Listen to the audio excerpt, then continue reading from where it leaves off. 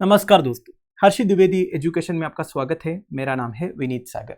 Brazil के पास एक remote island में, बेसिकली वो आइलैंड ब्राजील की टेरिटरी है, उस आइलैंड में प्लास्टिक रॉक्स की डिस्कवरी हुआ है। दोस्तों देखिए, मरीन पोल्यूशन की वजह से, बेसिकली जो प्लास्टिक पोल्यूशन जो हो रहा है उसकी वजह से आज ये नौबत आया है, प्लास्टिक रॉक्स की डिस्कवरी हो रहा है। सबसे पहले इस आइलैंड का लोकेशन चेक करते हैं। इधर आपको ब्राजील दिख रहा है, साउथ अमेरिकन कॉन्टिनेंट का लार्जेस्ट कंट्री है ब्राजील। इवन दुनिया का 5th लार्जेस्ट कंट्री है ब्राजील जो है। ब्राजील का ईस्टर्न साइड में है अटलांटिक ओशन, इधर आपको दिख रहा है। तो ब्राजील का साउथ ईस्टर्न साइड में करीब इधर आपको मिलेगा दोस्तों ये जो आइलैंड है। ये आइलैंड का नाम है आइलैंड ऑफ ट्रिनिडाद।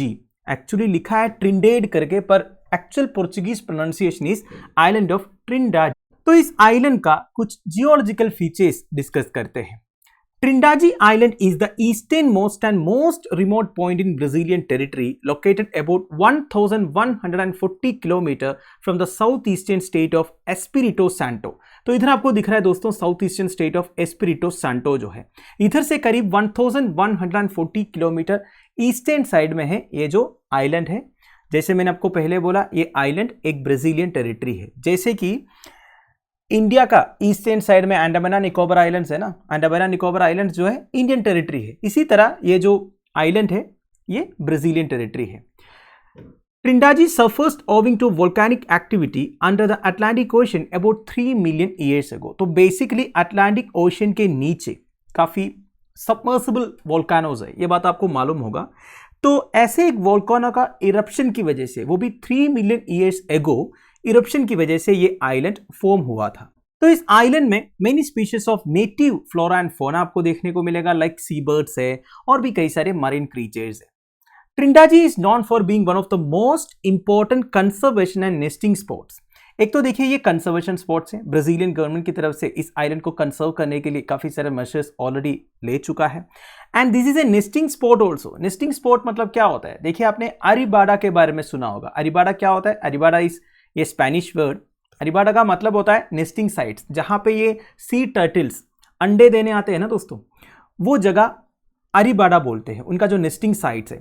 तो ये जो ट्रिनिडाद है दोस्तों, it is one of the nesting spots for green C turtles, जिसका साइंटिफिक नेम है शेलोनिया माइडास। ठीक है, hosting nearly 1800 nest annually on A small stretch of land. तो देखिए इस आइलैंड का एक स्मॉल स्ट्रेच ऑफ लैंड में एनुअली करीब 1800 नेस्ट क्रिएट होते हैं दोस्तों by the green C turtles. वैसे आपको मालूम है दोस्तों, इंडियन कोस्ट भी एक नेस्टिंग साइट है for the olive ridley sea turtles. और इस आइलैंड के 2 नेटिव सी बर्ड्स है, one is petrel, second is the great frigate bird.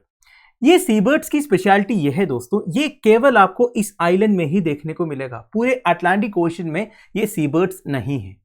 इसके बाद आपको इंडो पैसिफिक रीजन में देखने को मिलेगा। ठीक है, and the surrounding reason also host species of sharks, dolphins, corals etcetera. Obvious बात है दोस्तों, अटलांटिक ओशन में है तो इन सी बर्ड्स के अलावा इस आइलैंड के आसपास में शार्क्स है, डॉल्फिन्स है, कॉरल्स है। ठीक, इस आइलैंड की और एक स्पेशलिटी ये है, जैसे मैंने आपको पहले बताया, ये आइलैंड फॉर्म हुआ था 3 million years ago volcanic activity की वजह से। बेसिकली अटलांटिक ओशन के नीचे काफी सारे सबमरीन वोल्कानो से, बेसिकली अंडर वाटर वोल्कानो से, ऐसे एक वोल्कानो का इरप्शन हुआ था 3 मिलियन ईयर्स अगो और ये आइलैंड फॉर्म हुआ था। अब ये आइलैंड में आपको कुछ माउंटेन्स या फिर एलिवेटेड एरियाज ऐसे देखने को मिलेगा जो 600 मीटर अल्टीट्यूड का है, और वाटर का जो डेप्थ है दोस्तों वो करीब 6000 मीटर है। So it is at the eastern end of a chain of geodes or submarine volcanic mountains with flat tops extending east to west about 1100 km from the continental shelf of Brazil's coast। क्या लिखा है? Very important.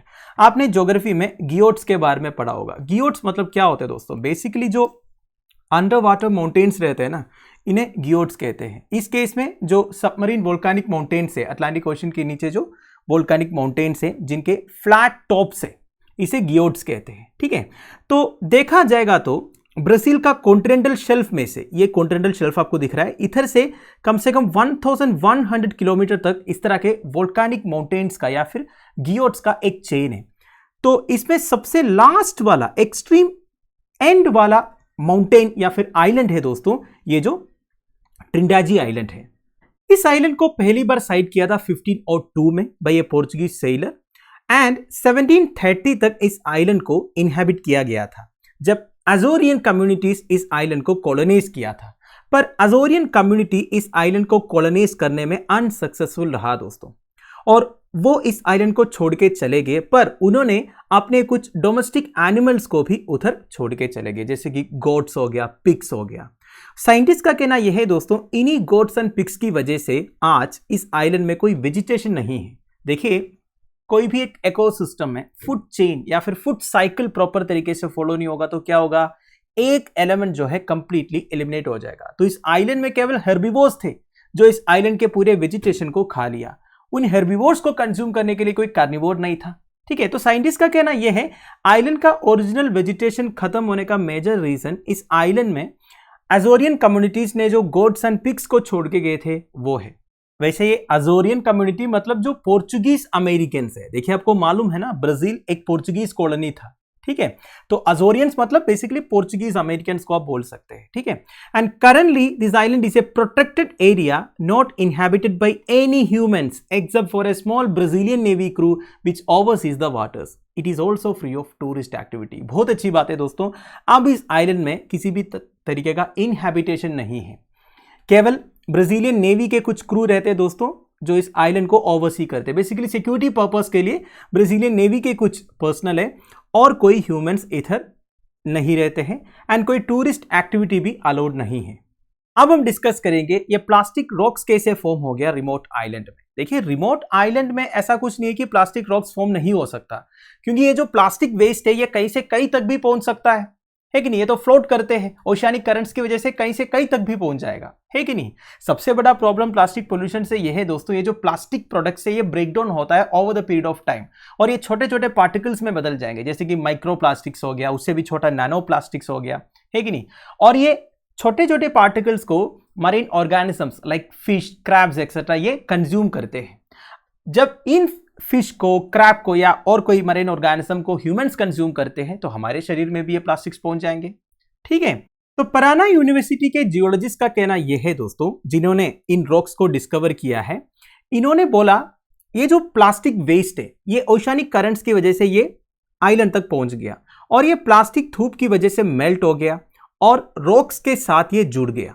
ठीक है, plastic reaching Trindade, despite it being hundreds of miles away from the mainland, was evidence of humans' growing influence of the Earth's geological cycles. ठीक है, इतना दूर एक रिमोट आइलैंड में भी प्लास्टिक रॉक्स फॉर्म हो रहा है दोस्तों। इससे क्या पता चल रहा है, हमारी वजह से जो प्लास्टिक पोल्यूशन का इंपैक्ट है, इन्फ्लुएंस है, ये दूर दूर तक है। तो इन जियोलॉजिस्ट ने इन प्लास्टिक रॉक्स को टेस्ट किया ये पता करने के लिए किस तरह के प्लास्टिक से ये, तो पता चला दे आर एक्चुअली प्लास्टिक ग्लोमरेट्स।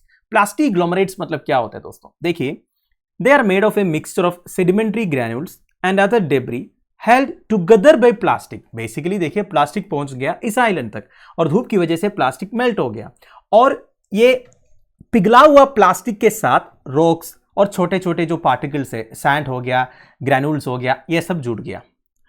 बेसिकली वो प्लास्टिक की वजह से वो जुड़ गया है। इस तरह के जो रॉक बनता है ना दोस्तों, मतलब वो रॉक के अंदर जो पार्टिकल्स है इसे जोड़ के रखने वाला एक चीज वो प्लास्टिक है, इसे बोलते हैं प्लास्टिक ग्लोमरेट्स। और जियोलॉजिस्ट ने ये कहा है सबसे ज्यादा प्लास्टिक मटेरियल उन्हें उधर से मिला है फिशिंग नेट्स। बेसिकली जो फिशरमैन है वो प्लास्टिक नेट्स यूज करते हैं, वो खराब होने के बाद वो समुद्र में ही छोड़ देते हैं। ये प्लास्टिक नेट्स पहुंच जाते हैं आइलैंड तक, उधर धूप की वजह से वो नेट्स जो है मेल्ट हो जाता है और इस तरह के प्लास्टिक ग्लोमरेट्स फॉर्म होता है। ठीक है, finally how bad is marine pollution today. देखिए, जियोलॉजिस्ट इस करंट जियोलॉजिकल एपोक को एंथ्रोपोजीन कहते हैं दोस्तों। एंथ्रोपोजीन मतलब क्या होता है, where humans are knowingly shaping the planet instead of the usual geological processes which take millions of years. देखिए, आज हमारे प्लैनेट को जिस तरह हम देख रहे हैं वो मिलियंस ऑफ ईयर्स के बाद फॉर्म हुआ है। ठीक है, जो माउंटेन्स है, रिवर्स है, प्लेट्यूज है, हिल्स है, जो भी है दोस्तों, वो सब फॉर्म होने के लिए millions and millions of years लगा था। बट आजकल क्या हो रहा है दोस्तों, ह्यूमंस जो है इस प्लैनेट को शेप कर रहा है, वो भी जानबूझकर। इस एपोक को या फिर ये जो सिचुएशन अभी पहुंचा है इसे कहते हैं Anthropocene. United Nations Human Development Report 2020 Anthropocene को डिफाइन करता है as the age of humans. For the first time in our history, the most serious and immediate, even existential risk are human made and unfolding at planetary scale. मतलब आज जो risk है दोस्तों हमारे सामने, वो रिस्क को हमने ही बनाया है, ठीक है। सो बेसिकली एंथ्रोपोसीन एक जियोलॉजिकल एपोक है दोस्तों जो अभी चल रहा है, जिसमें ह्यूमंस जो है इस प्लैनेट को शेप कर रहा है और ह्यूमंस अपने लिए रिस्क भी क्रिएट कर रहा है जो हमारे मियर एक्सिस्टेंस को अफेक्ट कर सकते हैं। जितने गार्बेज एंड प्लास्टिक आजकल ओशंस में डंप हो रहा है दोस्तों, वो एक जियोलॉजिकल मटेरियल में बदल रहा है।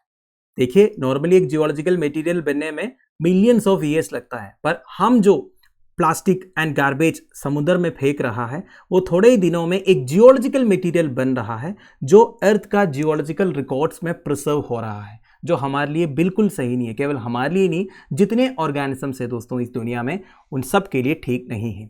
यूनाइटेड नेशंस के हिसाब से decades of over use and a surge in short lived single use plastics have led to devastating levels of marine pollution. देखिए, जो सिंगल यूज प्लास्टिक्स जिसे गवर्नमेंट ऑफ इंडिया ने रिसेंटली बैन किया था, ये सिंगल यूज प्लास्टिक्स हम बहुत साल यूज किए थे, उस वजह से ऑलरेडी मरीन पोल्यूशन एक डिवास्टेटिंग लेवल में पहुंच चुका है। And nearly 12 million tons of plastics are swept into the oceans annually and gyres have cropped up. Gyres मतलब क्या होता है दोस्तों? They are described as islands of plastic. तो बेसिकली हर साल on an average 12 million tons of plastic समुद्र में पहुंच रहा है दोस्तों, और इन प्लास्टिक्स की वजह से जायर्स क्रॉप अप हो रहा है। जायर्स मतलब प्लास्टिक आइलैंड्स क्रॉप अप हो रहा है आजकल। तो दोस्तों दैट्स इट। अगर हम मरीन पोल्यूशन को कंट्रोल करने के लिए, बेसिकली ये जो प्लास्टिक पोल्यूशन हो रहा है उसे कंट्रोल करने के लिए स्ट्रॉन्ग मेजर्स अडॉप्ट नहीं करेंगे, केवल प्लास्टिक रोक नहीं, फ्यूचर में हमें प्लास्टिक आइलैंड्स देखने को मिलेगा। So it's high time for the conservation. Thank you for watching. Bye bye, have a nice day.